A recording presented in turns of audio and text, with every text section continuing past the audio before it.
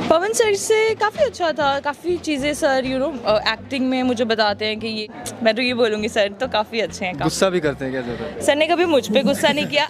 मैं पहले भी बोल चुका हूँ, मैं गिनती गिनाने के लिए काम नहीं करता, मैं ठेकेदारी नहीं करता हूँ। दोस्तों, भोजपुरी इंडस्ट्री के king power star record machine Pawan Singh, जिनके गाने महीनों महीनों तक ट्रेंड करते हैं, जिसके लिए उनको ट्रेंडिंग स्टार भी कहा जाने लगा। जैसा कि आप सभी जानते हो कि पवन सिंह का कोई भी गाना आता है ट्रेंडिंग में आता ही आता है। और पवन सिंह का एक बार फिर से गाना आ रहा है, बहुत ही बेहतरीन गाना। स्क्रीन पर आप सभी पोस्टर देख सकते हो। इस गाने का टीजर बहुत ही लाजवाब है और इस गाने का मोशन पोस्टर भी आ चुका है, आप सभी ने देखा।